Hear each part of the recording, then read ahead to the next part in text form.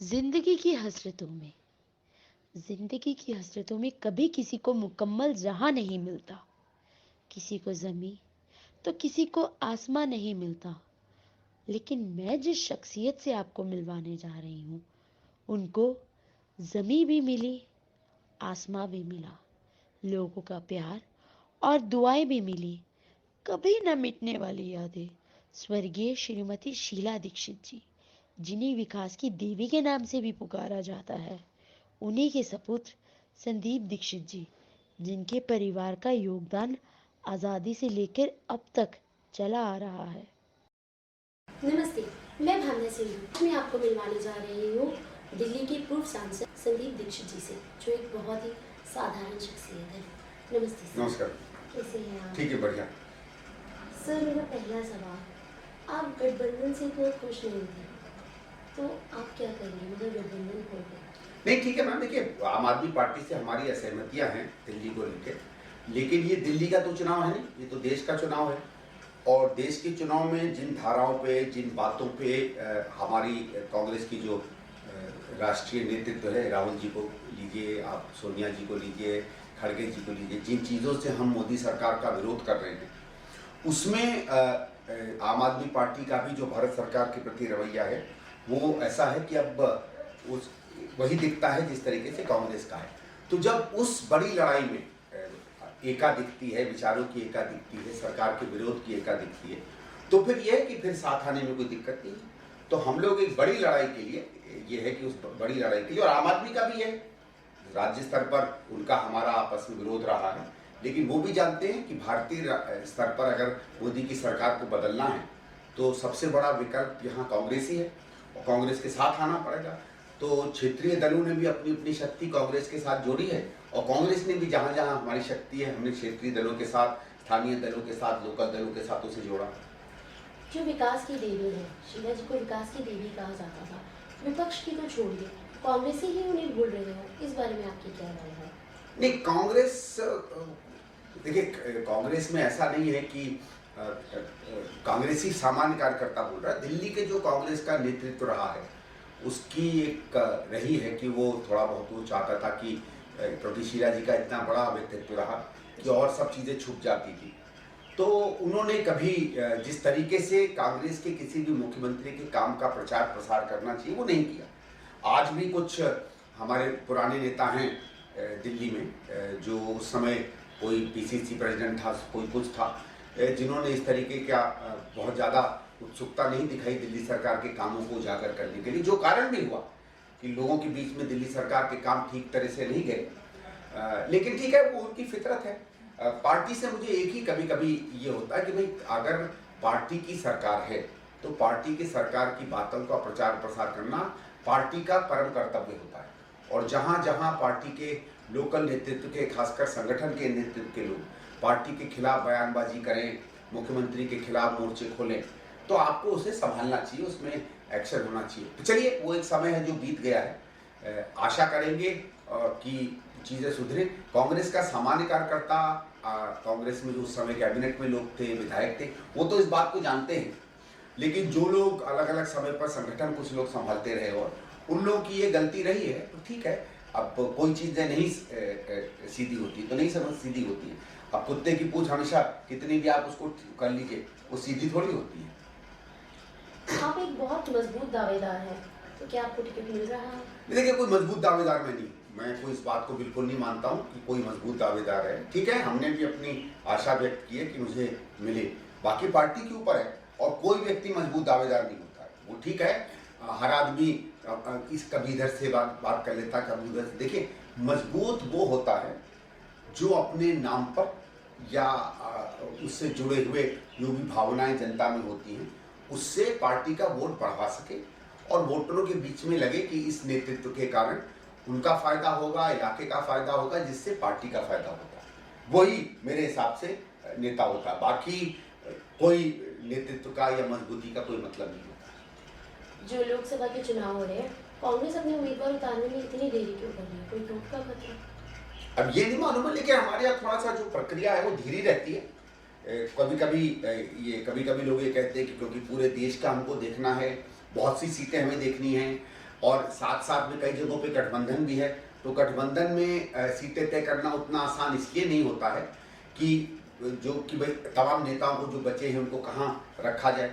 फिर दिल्ली में भी और ऐसे और जगहों पर है कि कांग्रेस में कई जगहों पे क्योंकि पुरानी पार्टी रही है, नेतृत्व रहा है। भाई नई पार्टियों में या छोटी पार्टियों में क्या होता है कि जाने माने नेता कम होते हैं शुरुआत में, 1 होंगे 2 होंगे, तो उनको 1-2 के बीच में निर्णय लेना पड़ता है। हम लोगों को 4-4 5-5 के बीच में निर्णय लेना पड़ता है। और जैसे मैं किसी पर कमेंट नहीं कर रहा हूँ, लेकिन कुछ आपने देखा होगा क्षेत्रीय दलों के जब कैंडिडेट अनाउंस होते हैं तो कई बिल्कुल नए चेहरे होते हैं, क्योंकि पुराने चेहरे नहीं है उनके पास। हमारे पास पुराने चेहरे हैं, पुराने हैं, वर्तमान के हैं, आने वाले भविष्य के चेहरे हैं। तो हमें ज़्यादा चीज़ों को कंसिडर करना पड़ता है और हमारी प्रक्रिया हमेशा से ज़्यादा आपस में बातचीत कर तय करने की रही है, जिस कारण से कांग्रेस में देरी तो होती है। देरी कम हो ये तो सबकी अभिलाषा है, लेकिन देरी होती है। आपने कहा पुराने चेहरे, मगर आपके कई दिग्गज नेताओं ने तो खुद ही मना कर दिया। क्या ये ईडी का डर है या नहीं, ये नहीं परिवार मालूम, हाथ नहीं, आगे जैसे बढ़ा मुझे रहे नहीं मालूम है किसने मना किया। देखिए अभी तो हमारे पास 3 सीटें हैं, ठीक है। जहां तक नॉर्थ वेस्ट की बात है, मैं ये नहीं कह रहा हूँ कौन है कि नहीं है, बट अगर आप नॉर्थ वेस्ट क्योंकि रिजर्व सीट है, उसमें सुरेंद्र जी हैं, उसमें जयकिशन जी हैं, उसमें चौहान साहब, ये तीनों हमारे पुराने नेता हैं, तीनों चाहते हैं लड़ना।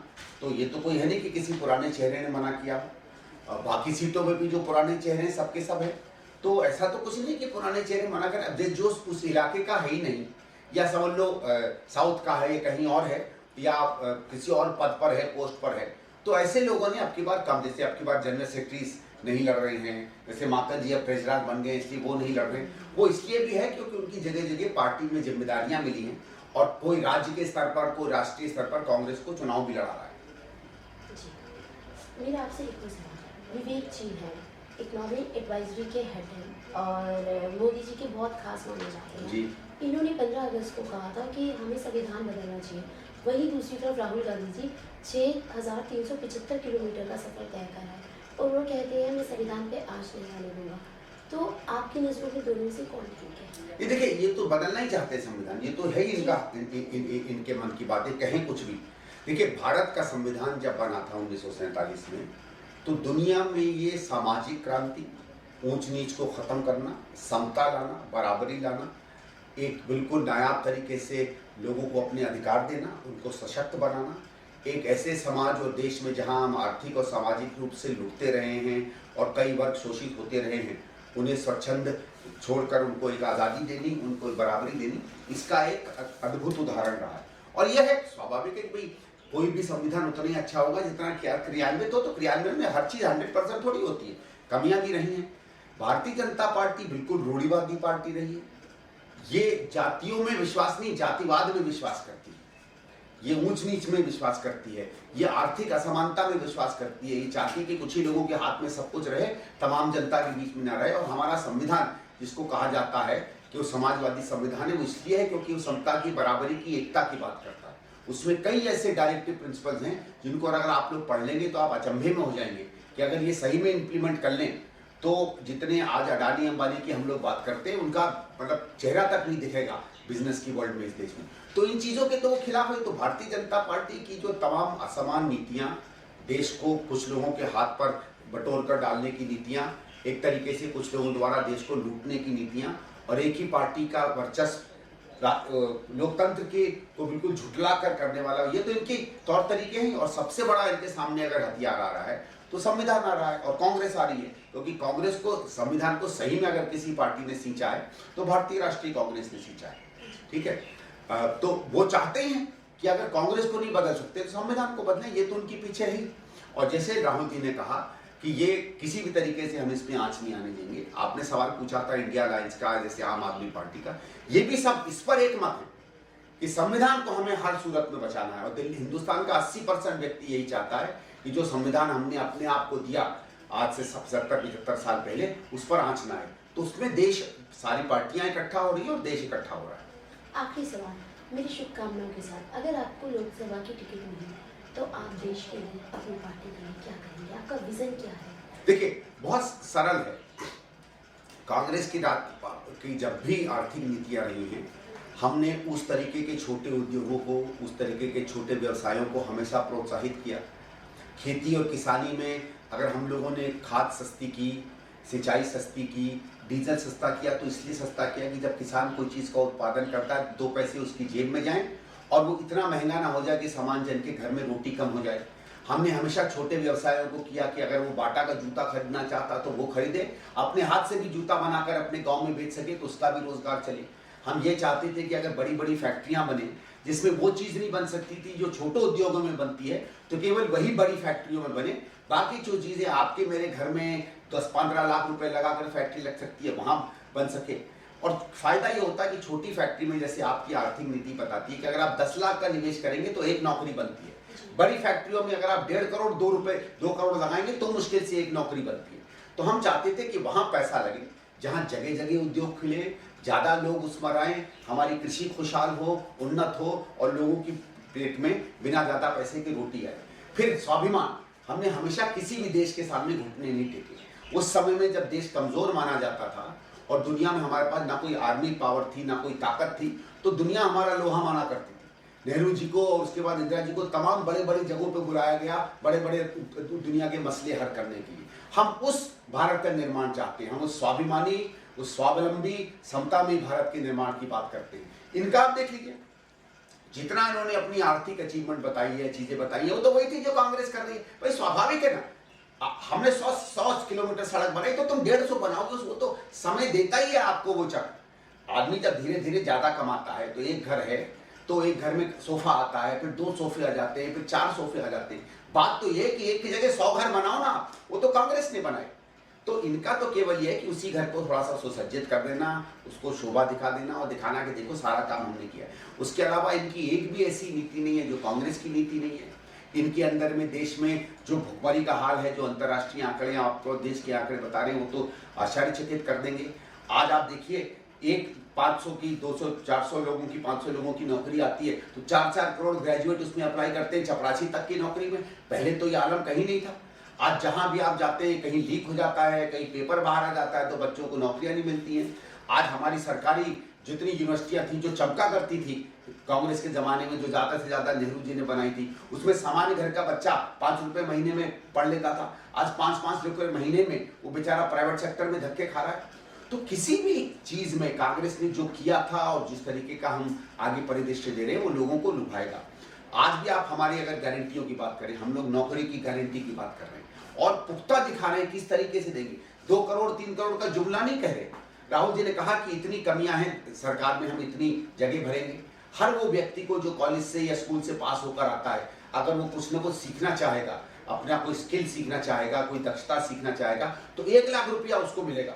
इसका मतलब है जो शुरुआत में 1 लाख रुपया पाता है वो पूरी जिंदगी कम से कम लाख रुपया, 1.25 लाख रुपया तो पाएगा। फ्री फंड में नहीं, मुफ्तखोरी में नहीं, अपनी मेहनत करके। हर गरीब घर की महिला, और हिंदुस्तान में हम मानते हैं 70-80% लोग गरीब हैं, हर परिवार में 1 लाख रुपया साल का मिलेगा। आप पूरी सब्सिडी गिन लीजिए जो मोदी देता है या और कोई देता है, मिल मिला के मुश्किल से 25-30 हजार रुपया महीना पड़ती है। 1 लाख रुपया अगर घर में आएगा तो आप देखिए कितना स्वावलंबी और कितना सशक्त जो है कोई घर बन जाएगा। ठीक है। एक और चीज है, भारतीय जनता पार्टी ने क्या किया, जैसे मैं छोटा उदाहरण देता हूँ। किसानों को इन्होंने कहा कि हम 6,000 रुपया महीने का साल का आपको देंगे। कुल मिलाकर पता किया गया कि 35 से 40 हजार करोड़ रुपया जो है ये किसानों को दे रही है। और इन्होंने जो फर्टिलाइजर पर सब्सिडी बंद कर दी, जो डीजल पर सब्सिडी बंद कर दी, जो सिंचाई पर सब्सिडी बंद कर दी, उससे पहले इन सब पर 1.5 लाख करोड़ की सब्सिडी जाया करती थी। तो एक हाथ से आपने किसान से 1.5 लाख करोड़ खींच के अपनी जेब में डाल दिया और उसको भीख के रूप में 30,000 रुपया दे दिया। अब वो 1.5 लाख करोड़ जिससे डीजल कम होता है, आपका पंप सेट चल सकता है, आपका ट्रैक्टर चल सकता है, आपका थ्रेशर चल सकता है, उत्पादकता बढ़ सकती है, मेहनत कम लगेगी, ज्यादा सामान निकलता है, वो ज्यादा अच्छा है। आप अपने ट्रैक्टर ट्रॉली से अपना गेहूं, अपना अनाज, अपनी दाल, अपनी तुअर, अपनी सब्जी मार्केट में बेच सकते हो, वो ज्यादा जरूरी है कि भीख के रूप में 6,000 रुपया साल का आपको मिलना। तो इन्होंने क्या किया, सब्सिडियां सारी बंद कर दी, कृषि को बिल्कुल चौपट कर दिया। आज सरकार, किसान जो है सड़क पर खड़ा है, भीख मांग रहा है सरकार की तरफ, और रहमत की तरह, रहम की तरह इन्होंने 6,000 रुपया दिया कि दो, मोदी की गारंटी है, मोदी की गारंटी है कि मैं तुम्हें भिखमंगा बना दूंगा लेकिन भीख जरूर दूंगा। केवल यही उसकी गारंटी। आपने मोदी जी की बात की, तो मोदी जी का नया अवतार आया है चंदा मामा, इसके बारे में आप क्या कहेंगे? देखिए साहब, कोई अवतार क्या है क्या नहीं आए हम नहीं जानते। चंदा मामा तो बचपन से मेरे लिए एक बहुत रोमांच भरा हुआ प्रतीक रहा है। सीबीआई जो एसबीआई ने आंकड़े दिए हैं, देखिए वो इसलिए वो तो है, इसलिए मैं चंदा मामा पे नहीं देखो। देखिए इलेक्ट्रल बॉन्ड के जो आंकड़े निकल कर आ रहे हैं, वो अगर कोई सामान्य परिस्थिति होती तो इस सरकार को इस्तीफा दे देना पड़ता। आज बार बार रोज पिछले 2 दिन में अगर आप देखेंगे, रोज खबरें आ रही हैं कि किसी कंपनी पर रेड पड़ती है, उसके 20 दिन बाद वो 300 करोड़ का, 200 करोड़ का, 500 करोड़ का इलेक्ट्रल बॉन्ड खरीदती है, वो बीजेपी को देती है और 2 महीने बाद केस खत्म हो जाता है। कोई कंपनी कांग्रेस को 70 करोड़ का डोनेशन देती है, 2 महीने बाद उस पर ईडी की रेड पड़ जाती है, उसके बाद वो बीजेपी को 300 करोड़ का देती है और उस पर जो है पूरा का पूरा केस वापस हो जाता है। तो ये तो चोरी है ना, ये तो सीधे चोरी हो गई कि आपने किसी को पैसा दिया तो हम ईडी करेंगे। ये तो मिसयूज है। और सरकार का इतना बड़ा दुरुपयोग जो इलेक्ट्रल बॉन्ड में सामने निकला है, दुनिया के लिए एक उदाहरण है। इससे ज्यादा मेरे ख्याल से पैसों का घपला करने वाली सरकार की एजेंसियों का दुरुपयोग करने वाली सरकार शायद मानव इतिहास में और कोई नहीं होगी जो बीजेपी की सरकार है आज हिंदुस्तान में। Thank you sir. Thank you madam. ये थे संदीप दीक्षित साहब जो पूर्व सांसद है।